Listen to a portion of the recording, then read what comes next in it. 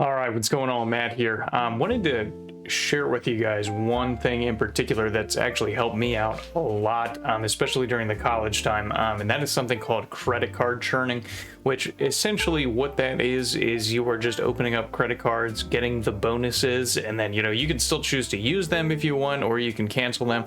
I mean, fun fact, I think I have 13 of these, to be honest, and my credit score is up in like the 780s. So a couple misconceptions that I want to share with y'all. Just keep in mind, I'm not a financial advisor, none of that stuff. Just a guy trying to show, make it a little bit easier for some other people down the line. So we'll get right into that, share some strategies, what to do, what not to do. So let's get right into it. All right, so most people, especially younger people or people who aren't necessarily educated in this space, once they hear the word credit card, they kind of freak out a little bit. They think that it's a way to get into massive debt. They've heard all the horror stories about it. But, I'm here to tell you, if you have solid management with this, credit cards can be an excellent asset to you. Once you get one, you obviously don't want to max it out. You want to pay it off in full every month. That's going to help your credit tremendously. So I wanted to disclose this at first. When you get one of these, you don't want to go out and rack it up and then not pay it off every month. That's not what we're going to be doing. So we'll get into it. We'll get into it right now as far as what we're going to be doing for this credit card churn. All right, so how you get started with this? You can go anyone. Wells Fargo has them, Chase has them, Discover, really any credit card company at this point. You can go onto their welcome page, or you can go to like NerdWallet, other kind of websites like that. We'll have a list of all the bonuses.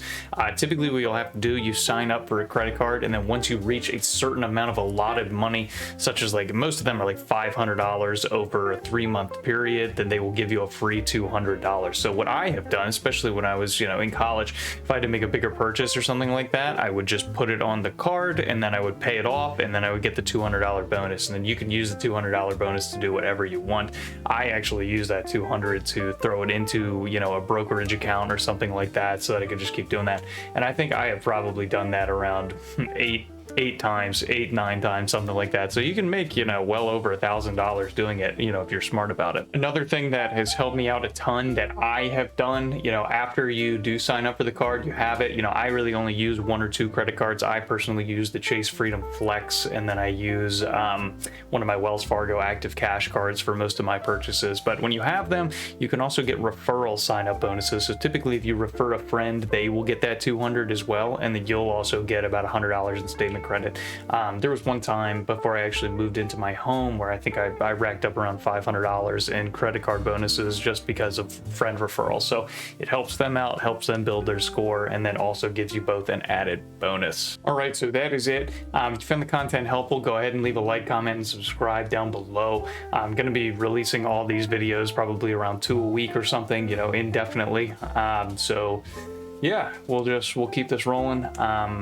It can be a great thing. I've had, like I said, I've gotten well over $1,000 from doing it. So $1,000 could be, a good amount to a lot of people, especially in college or starting out, and it gives you the opportunity to build your credit score. So, yet again, not a financial advisor, but just someone that has done this and benefited from it. So without that, take care.